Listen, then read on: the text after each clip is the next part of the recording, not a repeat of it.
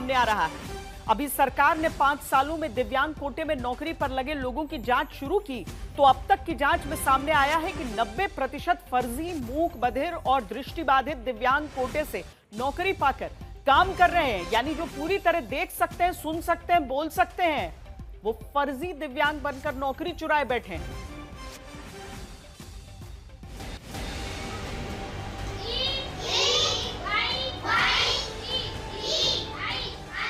जैसलमेर के सरकारी प्राथमिक विद्यालय मोहनगढ़ में बच्चों को ईयर मतलब कान अंग्रेजी में पढ़ाने वाली दामिनी कंवर कागजों में पूरी तरह बधिर हैं, यानी इन्हें कुछ सुनाई नहीं देता। 2022 में शिक्षक भर्ती से टीचर बनी मोहिनी से जब आज तक संवाददाता ने बात करनी शुरू की तो बहुत अच्छे से सब कुछ सुन भी पा रही थी, बता भी रही थी, पर जैसे ही सवाल हुआ कि आप किस कोटे से नौकरी पाई हैं, तुरंत चौंकी, कहा वो तो याद नहीं, और फिर अपने कान पर हाथ लगाने लगी। कहा बस हो गया, आगे नहीं बोलूंगी। क्या नाम है, कब लगे हो, कब सर, मेरा नाम दामिनी कंवर है और मैं 2022 की भर्ती में यहाँ अध्यापक पद पर कार्यरत हूँ। कोई कोटा अभी याद नहीं अभी।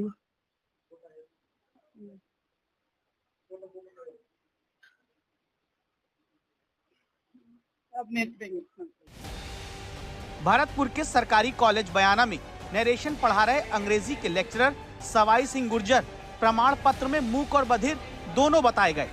पकड़े गए तो कान पर मशीन लगाकर पढ़ाते हैं और कहते हैं कि गलत प्रमाण पत्र बन गया है, असल में केवल बधिर हूँ, मतलब सुन नहीं पाता हूँ।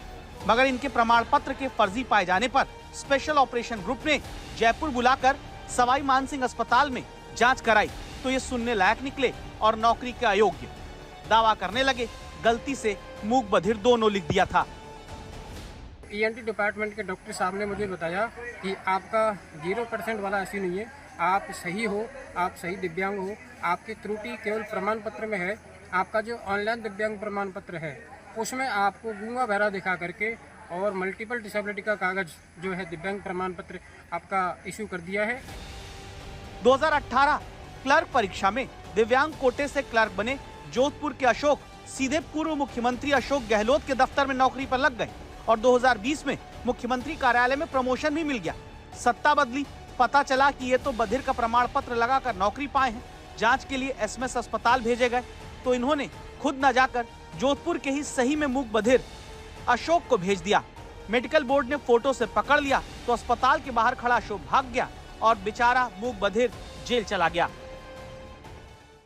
टीम गठन करके और SMS के जो मेडिकल सुपरिटेंडेंट है उनसे अनुरोध किया गया था अलग अलग कैटेगरी के लिए बोर्ड गठित करने के लिए, और उसमें से 43 लोगों को अभी तक SOG ने परीक्षण करवाया है और जो उसका आउटकम आया है, अभी तक जो 43 लोगों का परीक्षण हुआ और जो रिपोर्ट प्राप्त हुई है वो बड़ा ही आश्चर्यजनक है।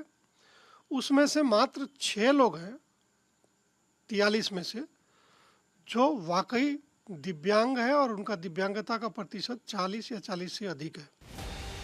दरअसल राजस्थान में सभी नौकरियों में 2% आरक्षण दिव्यांगों को मिलता है, जिसमें ये दिव्यांगता के फर्जी प्रमाण पत्र लगाकर नौकरियां पा रहे हैं। SOG ने अब तक 66 दिव्यांग कोटे से नौकरी पाए लोगों को जांच के लिए बुलाया, जिनमें से केवल 43 आए और 23 भाग गए।